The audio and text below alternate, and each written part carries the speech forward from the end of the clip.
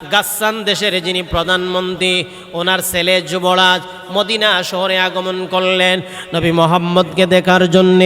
আল্লাহর পয়গম্বরকে দেখিয়া বললেন, আপনি মুহাম্মদ? হ্যাঁ। নবীজি বললেন, আমি মুহাম্মদ। আপনি আখিরি নবী? হ্যাঁ, আমি আখিরি নবী। এবার গাসসান যুবরাজ বললেন, মুহাম্মদ, আমাদের আলিমদের জবান থেকে শুনেছি আপনি হলেন রাহমাতুল লিল আলামিন, আপনি হলেন শেষ নবী, আপনার উপর পবিত্র কোরআন নাজিল হয়েছে। ও মুহাম্মদ, এই জন্য আপনাকে দেখার জন্য এত দূর থেকে আমি মদিনা শহরে আগমন করেছি। আপনার চেহারা মোবারক দেখার পরে আমার জীবনটা ধন্য হয়ে গেছে, আলহামদুলিল্লাহ। এই কথা বলিয়া গাসসান যুবরাজ বিদায় হয়ে যাইতেছেন। আল্লাহর নবী শুকরিয়া আদায় করলেন।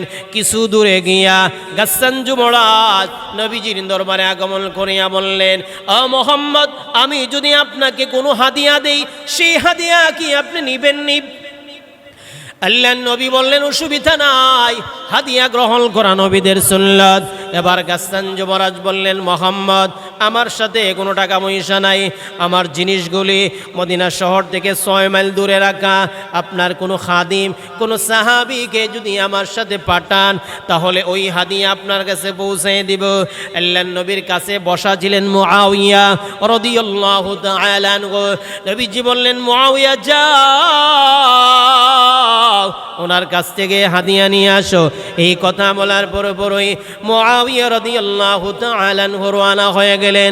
পায়ে জুতা মুবারক জুতা লাগাইলেন না, জুতা না ছাড়াই চইলা গেছেন। কিন্তু আরবের গরম, জুতা ছাড়া তো হাঁটা যায় না। খ্রিস্টান যুবরার সাথে যাইতেছেন। কিছু দূর যাওয়ার পর মুআবিয়া রাদিয়াল্লাহু তাআলা আনহুর পা একেবারে সুলিয়া যাইতেছে গরমের কারণে। এমনি সময় মুআবিয়া বললেন, ভাইজান, আপনি আমাকে একটু সাহায্য করেন, হয়তো আপনার পায়ের জুতা আমাকে দেন, না হয় আপনার সোয়ারির উপর আমারে উঠায় নেন, তাহলে আমার জন্য যাইতে সহজ হবে। খ্রিস্টান যুবরাজ বললেন, ও মুআবিয়া, ও মুহাম্মদের গোলাম, তুমি কি বলতেছো? আমি হলাম যুবরাজ, তুমি হইলা গোলাম। গোলাম আর যুবরাজের সমান হইতে পারে না, তুমি কিভাবে আমার জুতা লাগাইবা? এই কথা শোনার পরে মুআবিয়া রাদিয়াল্লাহু তাআলা আনহু কোনো কথা বললেন না, কষ্ট সহ্য করি সামনের দিকে যাইতেছেন।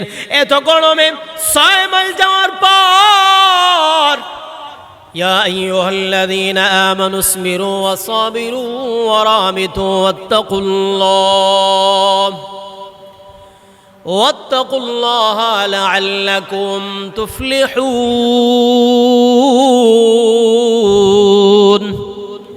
ইয়া আইয়ুহাল্লাযীনা আমানু ইসবিরু, আল্লাহ তাআলা ইমানদারদেরকে বলেন, ও ইমানদারেরা, ইসবিরু, সবর করব, ধৈর্য ধারণ করব। আল্লাহ তাআলা পবিত্র কোরআনের বিভিন্ন জায়গায় মুমিনদেরকে এই শিক্ষা দিয়েছেন, সবরের শিক্ষা দিয়েছেন। সবর হলো মুমিনের জন্য এমন একটা হাতিয়ার, এই সবর যদিও উপস্থিতে তিতা হয়, সবরের ফল কিন্তু মিষ্টি। আমার আল্লাহ তাআলা বলেন, ইন্নামা ইউওয়াফাস সাবিরুনা আজরাহুম বিগাইরি হিসাব। যারা সবর করে, আফদে বিপদে যারা ধৈর্য ধারণ করে, হাসরের ময়দানে আল্লাহ তাআলা এদেরকে বিনা হিসাব সওয়াব দান করবেন। এমন সওয়াব দিবেন যার কোনো হিসাব নাই, এমন সওয়াব দিবেন যেই সওয়াবের হিসাব বান্দা করতে পারবে না। এই জন্য আল্লাহ তাআলা পবিত্র কোরআনের বিভিন্ন জায়গায় মুমিন বান্দাদেরকে সবরের শিক্ষা দিয়েছেন। ও মুসলমান যুবক ভাইয়েরা আমার শোনেন, নবীজির একজন সাহাবীর নাম মুআবিয়া রাদিয়াল্লাহু তাআলা আনহু। যেই মুআবিয়া, উনি ছিলেন কাতিবে ওহী।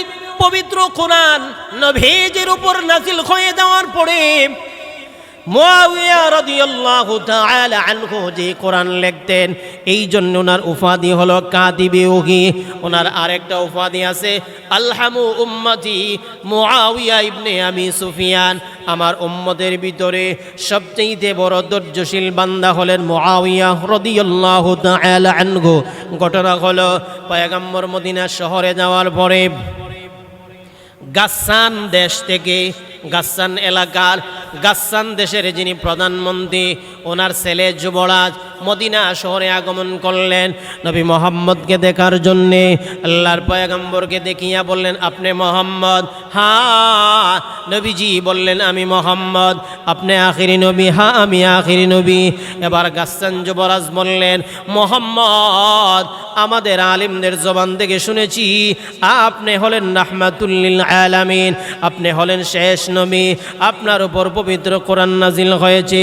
ও মোহাম্মদ, এই জন্যে আপনাকে দেখার জন্যে এত দূর থেকে আমি মদিনা শহরে আগমন করেছি। আপনার চেহারা মোবারক দেখার পরে আমার জীবনটা ধন্য হয়ে গেছে, আলহামদুলিল্লাহ।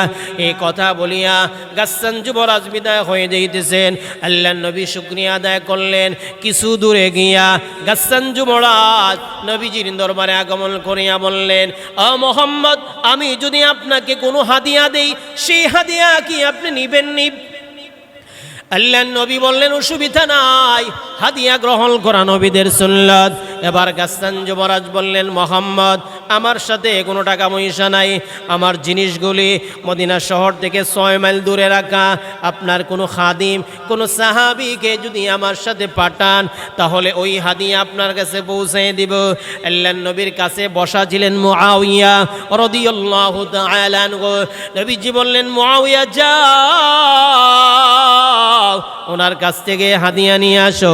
এই কথা বলার পরই মুআবিয়া রাদিয়াল্লাহু তাআলা আনহু রওনা হয়ে গেলেন।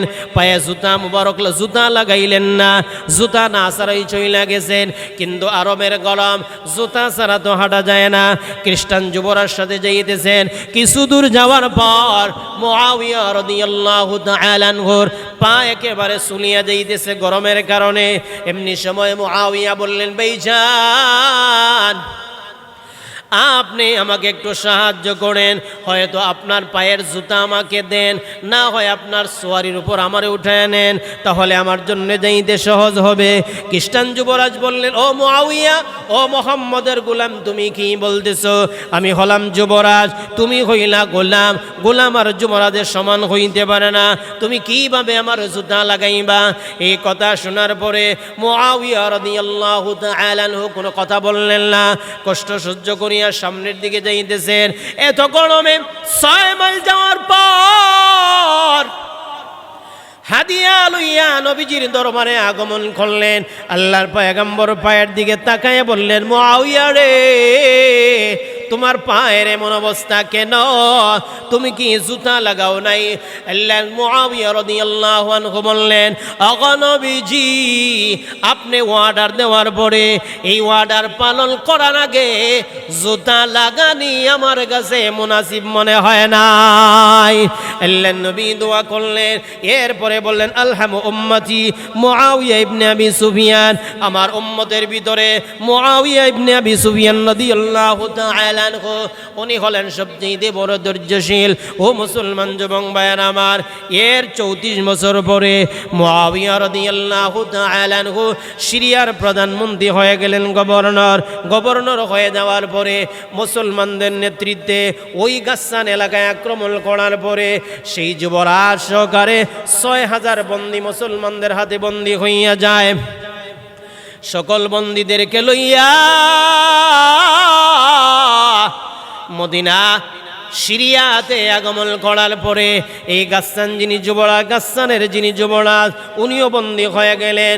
উনি সহকারে মুসলমানদের হাতে বন্দী হয়ে যাওয়ার পরে 6000 বন্দী লইয়া মুআবিয়া রাদিয়াল্লাহু আনহুর দরবারে আগমন করার পর মুআবিয়া সেই যুবরাজকে দেখেই চিনে ফেললেন।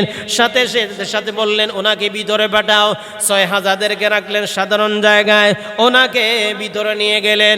পুরা 1 মাস মুআবিয়া তাকে মেহমানদারি করাইলেন, ভালো ভালো খাবারের ব্যবস্থা করলেন। 1 মাস পরে বিদায় হয়ে যাওয়ার পরে ওনাকে হাদিয়া দিলেন 6000 দিরহাম। এরপরে বললেন, ও যুবরাজ, তোমার উসিলায় 6000 বন্দীদেরকে মাফ করে দিলাম। মাফ করে দেওয়ার পরে ওই যুবরাজ চলে যাওয়ার সময় আরেকজনকে জিজ্ঞাসা করলেন, উনি কে? এত মহানুভূতি, ওনার দিল এত বড়, উনি কে? উনি বললেন, উনি তো মুআবিয়া, বর্তমান মুসলমানদের গভর্নর। খ্রিস্টান যুবরাজ বললেন, সেই মুআবিয়া যাহাকে আমি গোলাম বলে গালি দিয়েছিলাম, কটুক্তি করেছিলাম, যাহাকে আমার জুতাও দিয়েছিলাম না, আবার আমার সোয়ারির উপর সোয়ারও করাইছিলাম না। ওরা বললেন, জি, উনি হলেন সেই মুআবিয়া। এই কথা বলার পর ওই যুবরাজ আবার ফিরে আসলেন মুআবিয়া রাদিয়াল্লাহু আনহুর দরবারে এসে বললেন, মুআবিয়া, আপনি কি আমাকে চিনেন নাই? মুআবিয়া বললেন, প্রথম দিনই চিনেছি। চিনার পরে আপনি এত ভালো ব্যবহার কেমন করলেন? মুআবিয়া বললেন, শোনো, আমার ধর্ম আমাকে দুই শিক্ষা দিয়েছেন, হয়তো আপনার ধর্ম আপনাকে সেটাই শিক্ষা দিয়েছেন, এই জন্য আপনার সাথে খারাপ ব্যবহার করতে পারি নাই। এই কথা বলার পর খ্রিস্টান যুবরাজ ৬,০০০ বন্দী লইয়া হযরত মুআবিয়ার হাত ধরিয়া মুসলমান হইয়া যায়।